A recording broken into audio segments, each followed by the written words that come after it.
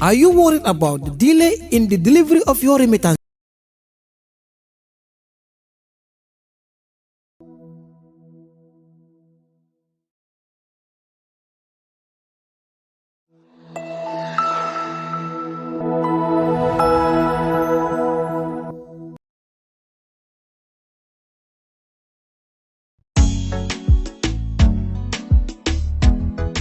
Are you worried about the delay in the delivery of your remittances? Jamono Money Transfer is your only solution with more than 9 years experience in remittances services. It's accessible, reliable, affordable, and convenient. Jamono Money Transfer is affiliated with Ajay Guaranteed Trust Bank Limited, Mega Bank, Apps, Reliance Bank, and many others. You can send and receive your monies from friends and families both home and abroad through Jamono branches at various strategic locations in the country with high standard customer service. Please walk into any nearest Jamono branch for efficient and timely service delivery. For more information, you can visit its headquarters at Bursabi, right opposite AfriMed International Hospital, or call on the following numbers: +220 3103 050, +220 3103 051, or +220 3755 522.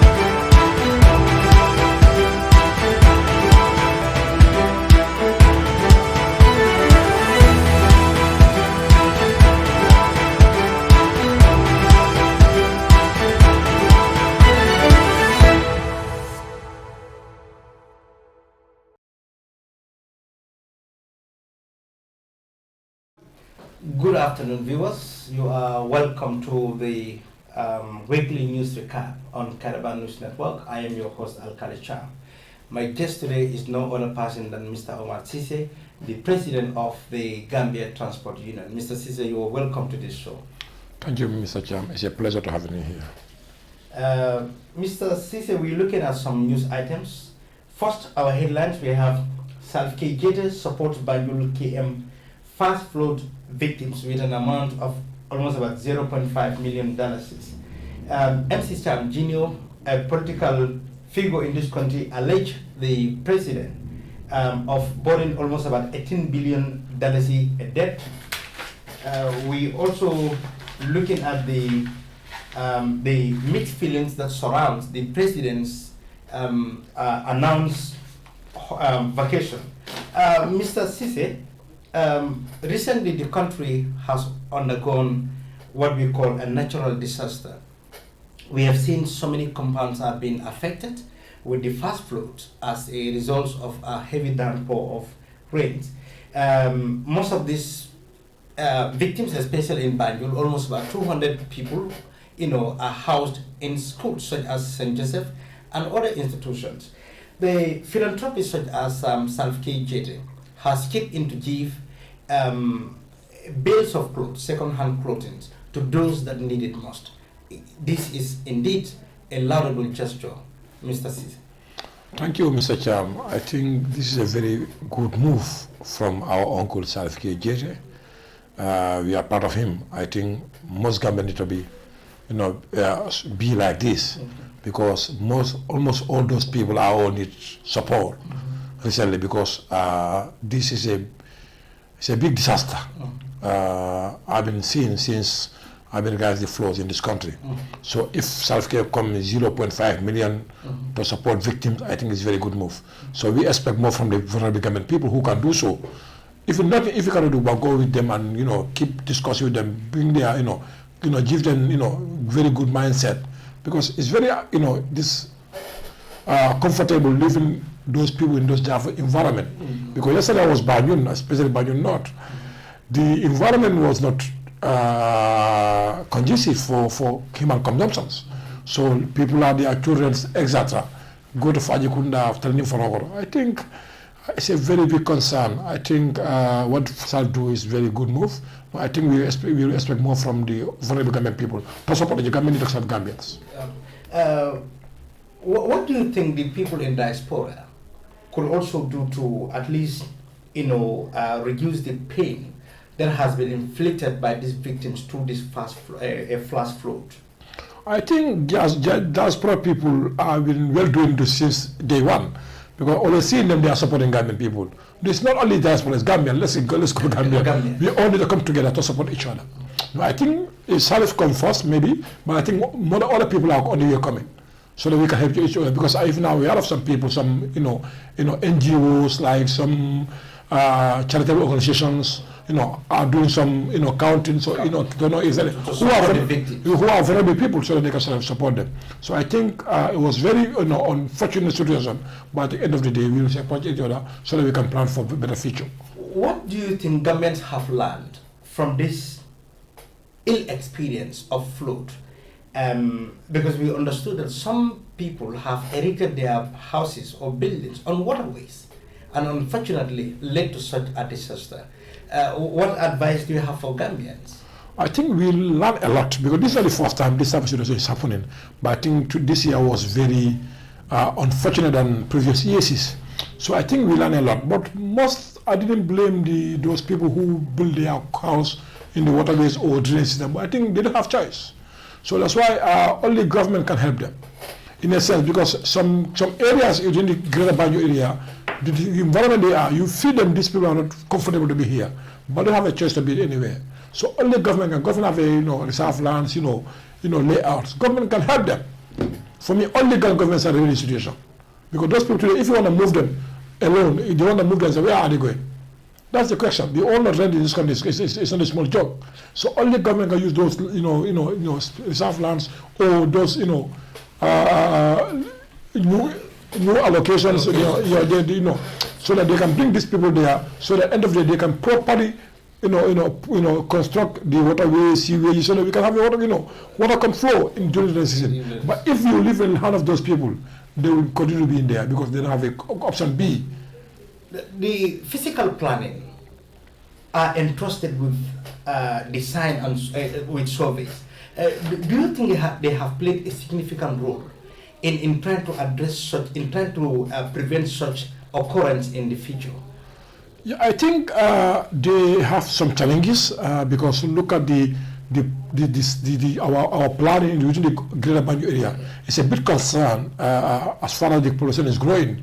But I think the people also need to be very mindful to comply with the laws, because if citizens are not complying, to enforce them is going to be very difficult. So we need to comply. I think the physical didn't have the capacity to because go to office, you have few staff there. So I think people need to be compliant. If you want to construct your compound or go to the physical plan, you have to take your plans, your building plans, so they can have approval for any future advice for your own safety. Okay. But I think all those government need to be stand and support the physical plan, so they can have the well capacity, not only Greater, even the provinces area, because we don't know tomorrow what is going to happen. The province is getting grow. So I think we are all affected, but government need to be stand at proper better places so they can earn a lot in this situation. As a member of as a leader of a pressure group, do you think the government have done enough to respond to the immediate needs of this, disaster that occurs in the country? Yeah, I see. We are seeing the president and vice president go around, show sympathy with the victims. Yeah. I think that's a very good move. But the physical support, I'm not seeing yet. I've heard they've been naming some figures, some project, but that's for me. That's few project and long-term plan. But to support them, physically or food or whatsoever, I didn't see yet. Maybe it's on the plan because government is not working like that. But I think they need it as soon as possible because I think disaster management also here. NDMA.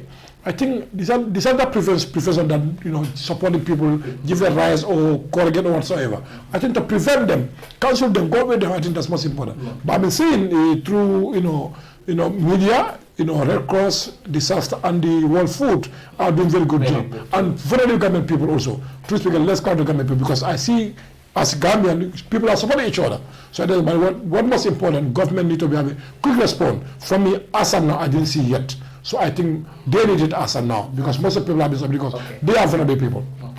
Okay.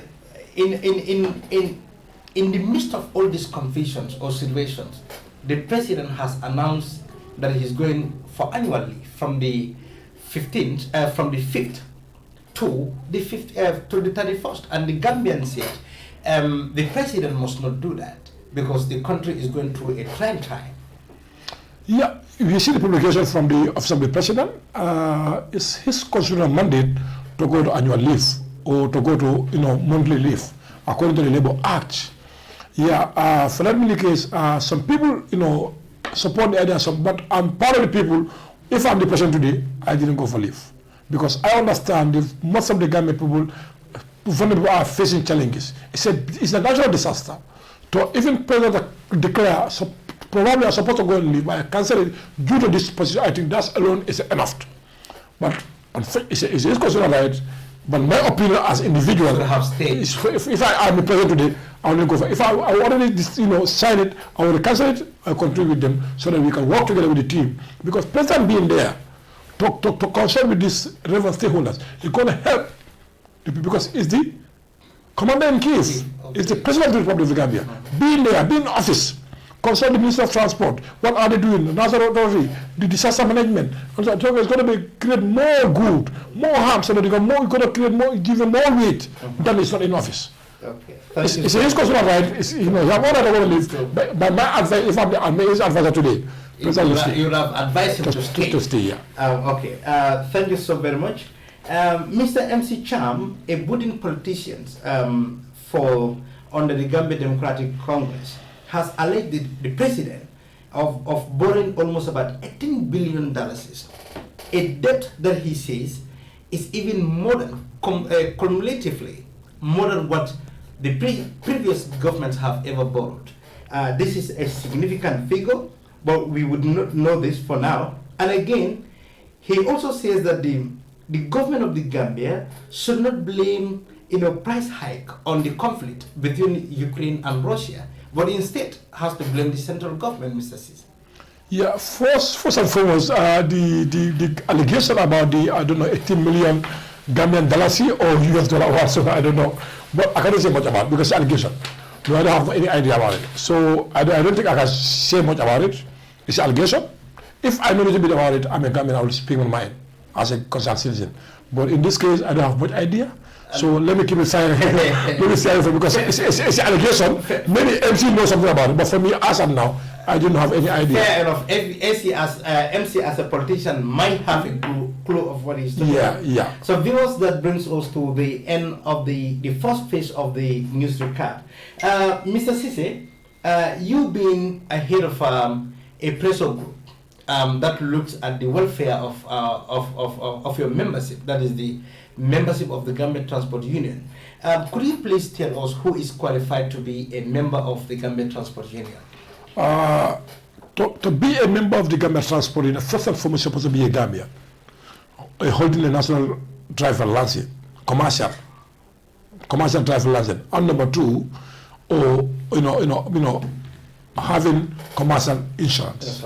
Okay. Yeah, some areas we have people who are not even drivers, but they are working in our garage. We call them coxswain or randoman. The same also the constitution gives them money to be a member, but you don't obtain the membership card of the union, so they can be a fully member of the union. Okay. Drivers all over the country, especially in the urban country, complains of lack of garages. As a leader of the union that looks at that takes care of their welfare, what have you done so far in addressing these challenges? This is a big concern as far as the union is concerned, because before being in this position as a leader, I'm a driver, just like them. Over 16 years, I'm driving a commercial vehicle in this country. I know the challenges they are facing. No, we feel if government is cheating us as a commercial driver. So that's why the time we came to the office, we start engaging the government on this subject matter. So up to date, already the government gives us 8 garages. Already we received that document, give it to the council and the copy of the official document. So you will know the place is for commercial garages. But the problem is, within the greater budget and some side of ESCO, the place we have been targeted for the garage, according to the government, is place owned by private individuals. It's not owned government property. So now it will take time so that they can engage with those people, so that they can see how to acquire the land from them. Yeah, and that procedure, but it was very slow.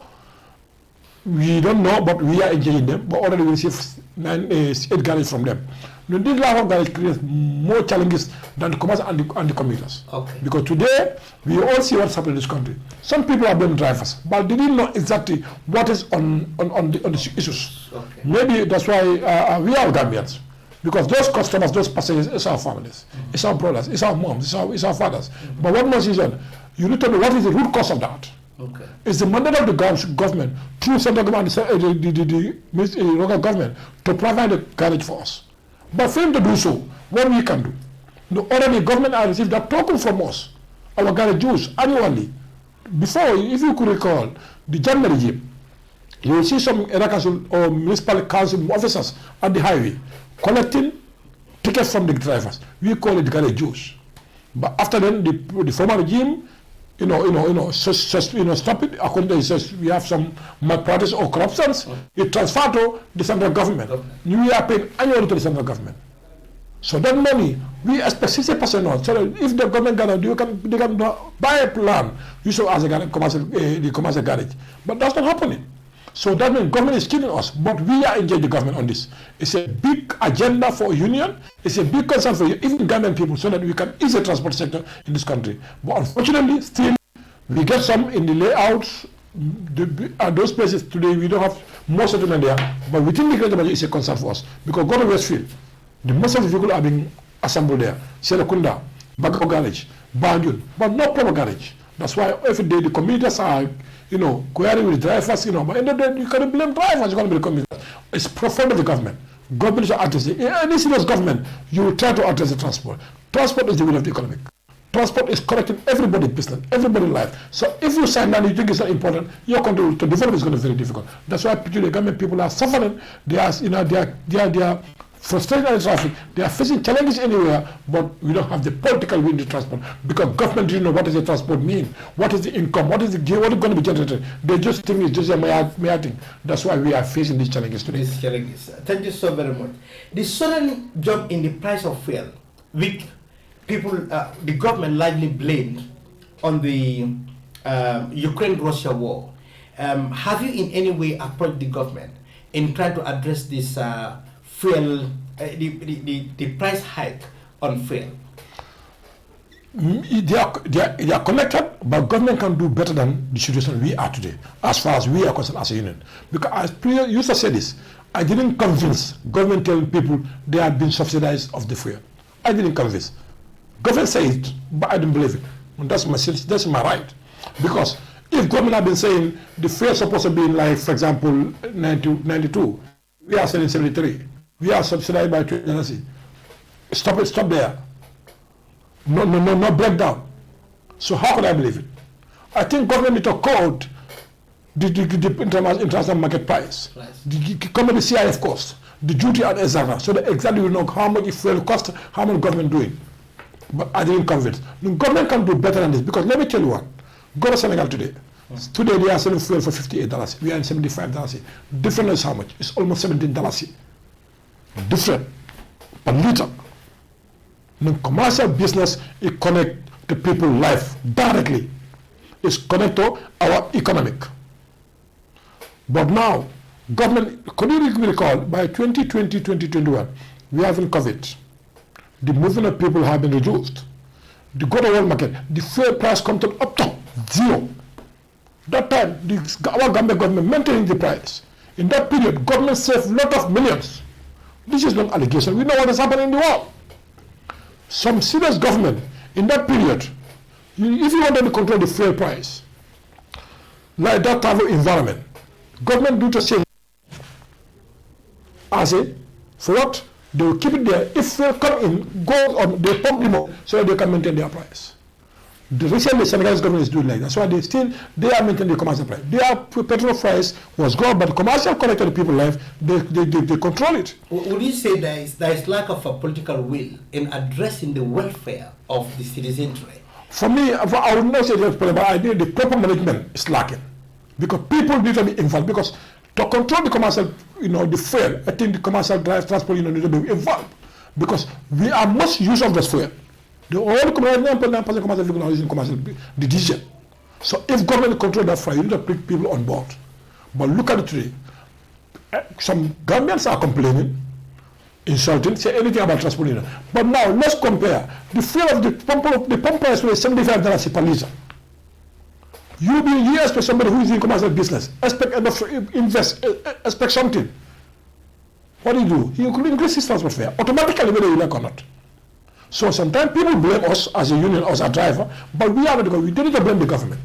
Because before, let me clear this point.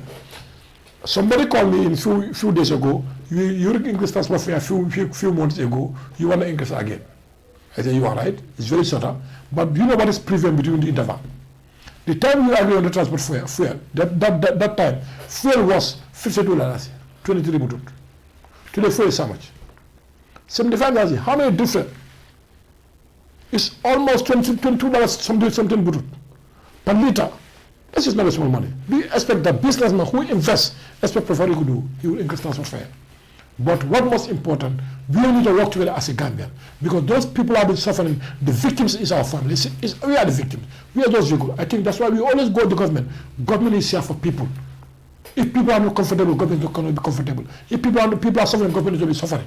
As a union president, have you, presented these facts to the central government, as to what exactly is transparent within your sector? We do so. Even 2021, we do a nationwide tour. We come in our report, give it to all the stakeholders, including the president of the republic himself, hand in hand. We went to the National Assembly. Even that time, we give them the proposal we feel government can do so that they can mitigate the challenges. But I feel they don't have much interest about it. Our ministry, we have a very good rapport with them. As a Minister of Transport, they have very good open policy. But what most important in political will on the decision? We all know the political lead of everything. But as a union, we engage the authority. Do we agree? We want to collaborate with it because the government is our key partner. We are not the enemy of the government. We are complementing government effort because people have been represented. The government needs to represent them. So if we are doing so, we are helping the government. But today, our people have been suffering. But people don't have. But government, we don't have the political will in transport. Our most problem in this Gambia today is part as far as the commercial transport, we don't have the political will in transport. So if that's the case, to solve the problem is going to be very challenging. In the report that we just mentioned, some key facts have been highlighted, such as the challenges that your drivers face whilst in Senegal. When it comes to, and then you as the president, have mentioned this clearly to say, when your counterparts come to Gambia, they are left free. But when you go to Gambia, the opposite happens to them. Have you presented these conditions or situations to the government of the Gambia in order to help remedy that situation? We do so. We engage the government. Even 2018, government have a MOU with Senegal. Senegal is Ministry of Transport, Senegal. So we can have a interstate transport.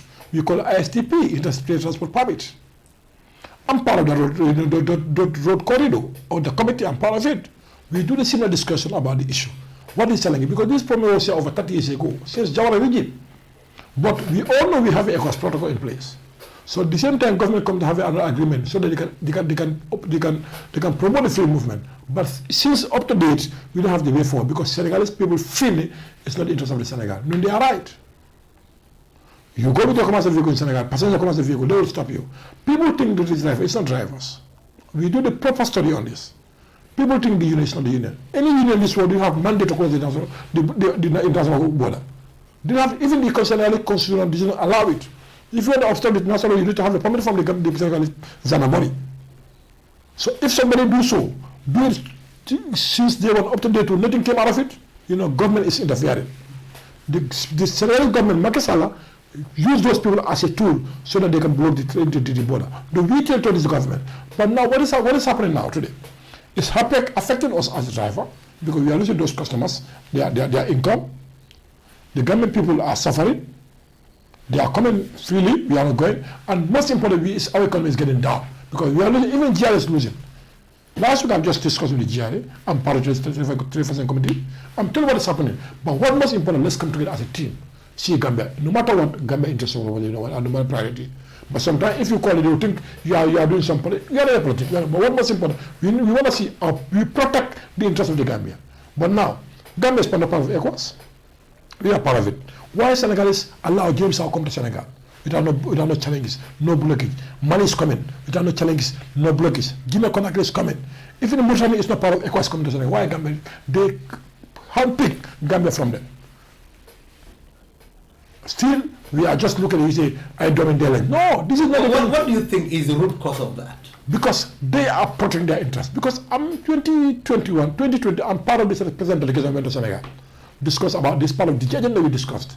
But would the category say it's going to affect the business within the environment? Like Kala, if you go to Kala today, you have a big garage there. You have a big market there. People are doing, pay trade there. It's good for the economic. If you go to Kala, border, the same. But the same time you also have a border. Go to Amdala, go to Kala Ali Farfanya, go to Jiboro here. We have the same like them. But let me give you a simple example.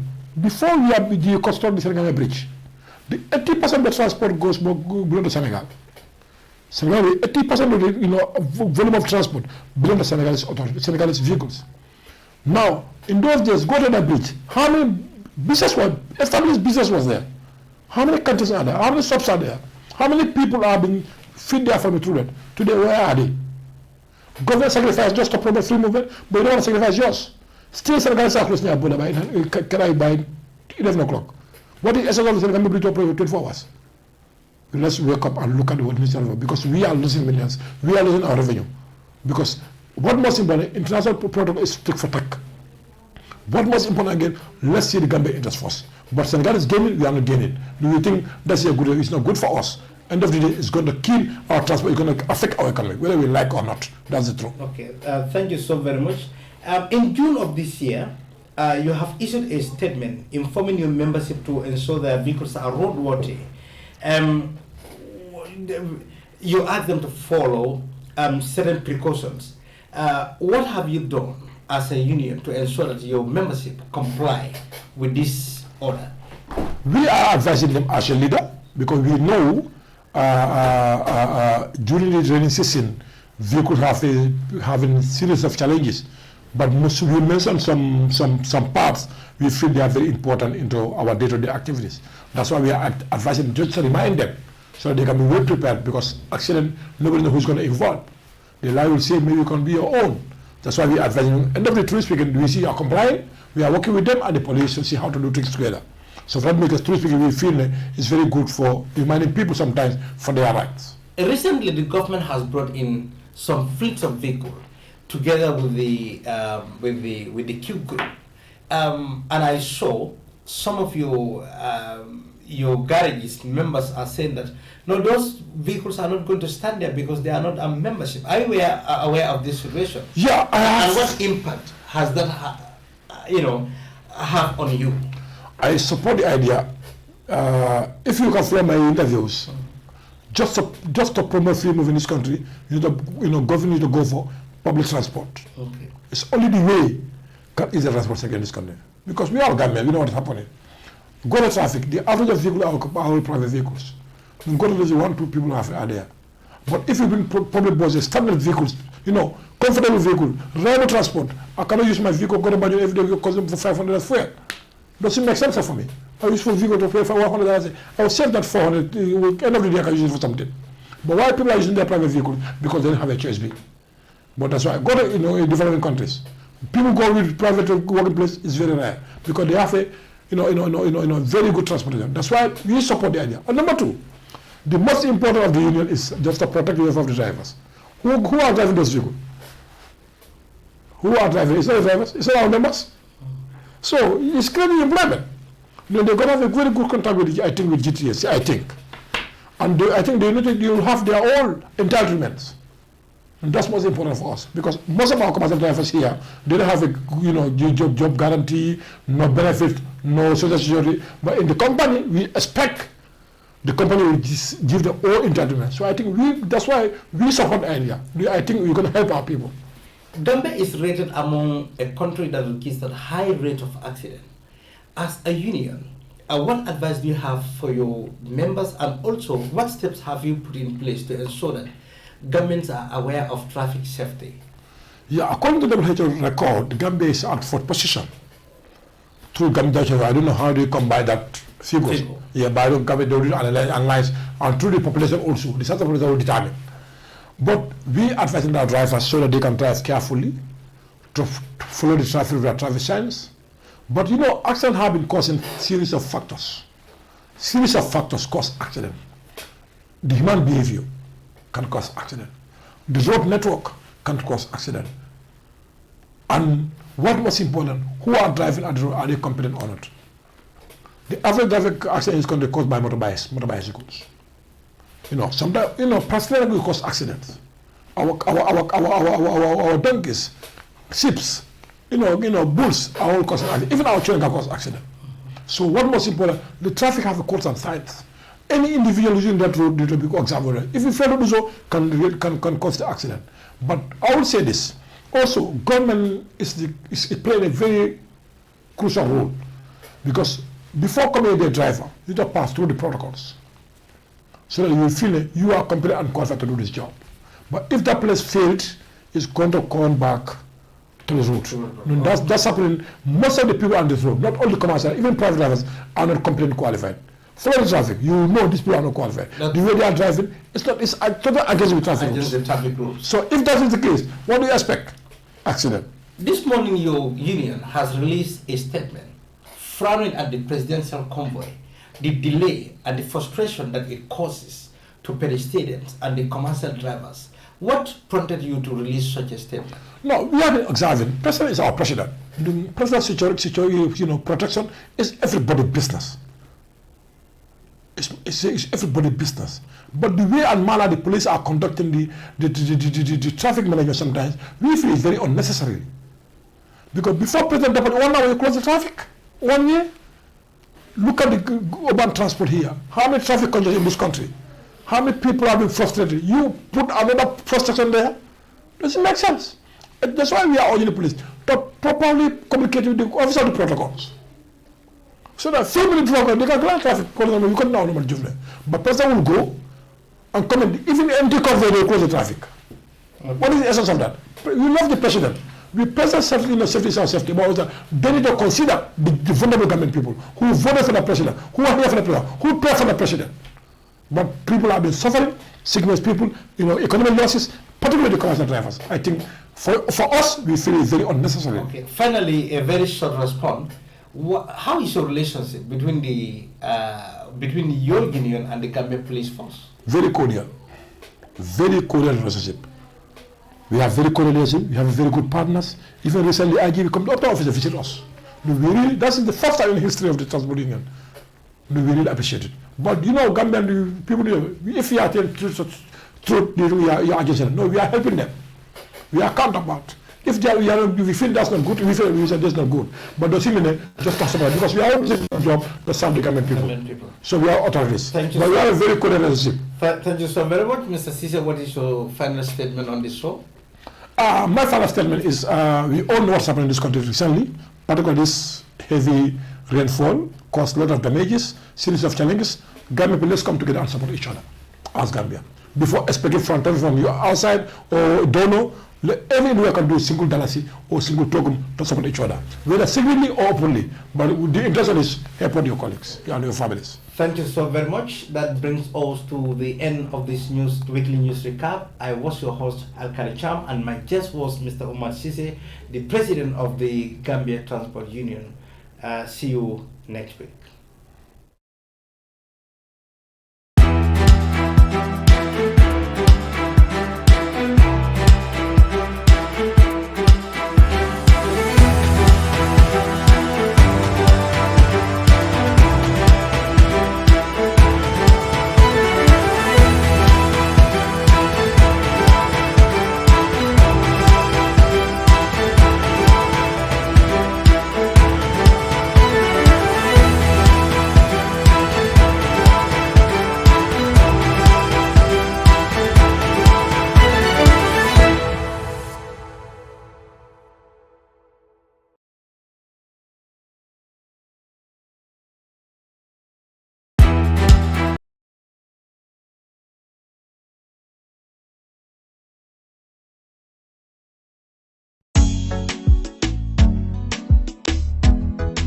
Are you worried about the delay in the delivery of your remittances? Jamono Money Transfer is your only solution with more than 9 years experience in remittances services. It's accessible, reliable, affordable, and convenient. Jamono Money Transfer is affiliated with Ajay Guaranteed Trust Bank Limited, Mega Bank, Apps, Reliance Bank, and many others. You can send and receive your monies from friends and families both home and abroad through Jamono branches at various strategic locations in the country with high standard customer service. Please walk into any nearest Jamono branch for efficient and timely service delivery. For more information, you can visit its headquarters at Bursabi, right opposite AfriMed International Hospital, or call on the following numbers: +220 3103 050, +220 3103 051, or +220 3755 522.